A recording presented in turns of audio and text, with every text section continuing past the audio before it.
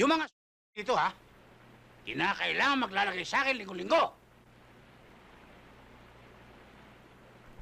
Dapat lang, sapagkat pagka nagkataon at hindi sila nagbigay sa akin linggo-linggo, sasabog ang baho ng ulo nila. Sinisiguro ko sa'yo, boss, lahat sila maghahatag. At takot lang nila sa atin. Siguruhin mo lang, dahil pasasabugin ko. Ultimong kaluluwan nila. Huwag ka namang maglaro ng granada rito, boss. Baka dito pa sumabog yan, eh. Jack Jimenez, arestado ka sa salang pagpatay kay Romeo Lorente Jr. Ako? Aarestuhin mo? Dito pa sa bayan ko? Baka naloloko ka.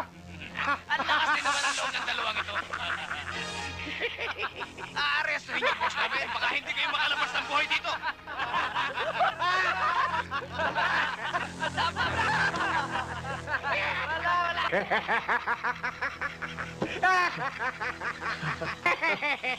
Oh. Di paano? Magsasama-sama na tayo. Ha? Ikaw, gusto mo? Hindi ho. Hindi. Nagbibiro lang. Tara. Huwag na kayong susunod, ha?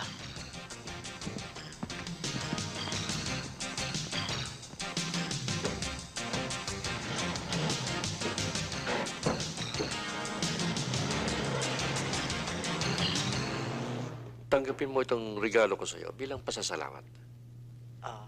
Ano ho to? Buksan mo. Sige, pare. Buksan mo.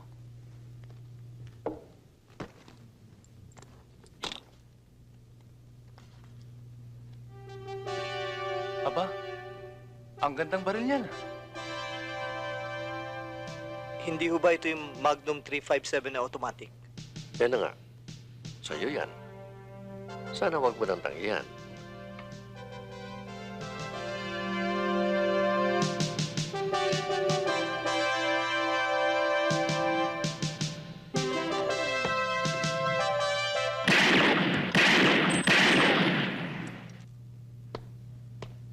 Okay, pare ah. Natsambahan lang yun.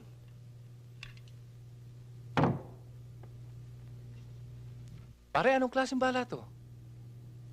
Ito ang armor piercing. Maski na naka-vest ka o sa bakal, babaon.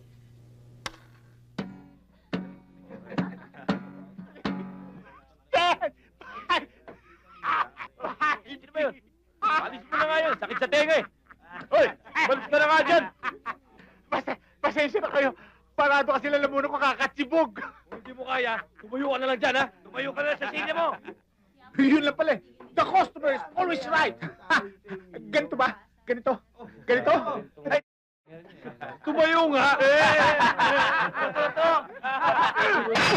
para wala nang batuhan! Hindi ka nasitado, pare. Ito.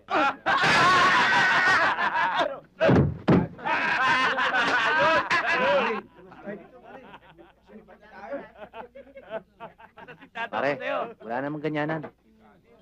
Oh, sino to? Ewan ko. Order na ba kayo? Hindi. Hindi pala eh. Ano ka ba? Waiter o bouncer?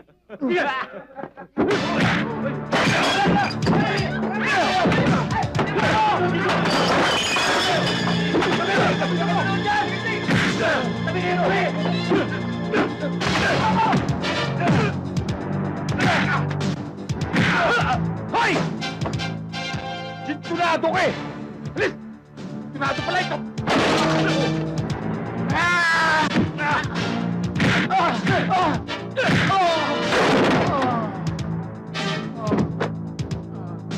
Tolo ka rin.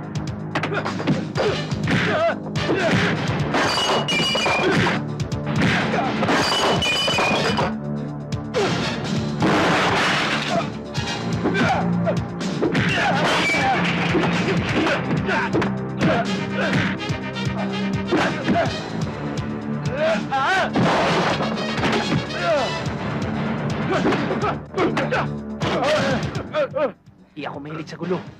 Pero kapag ako ang ginulo, tinatapos ko.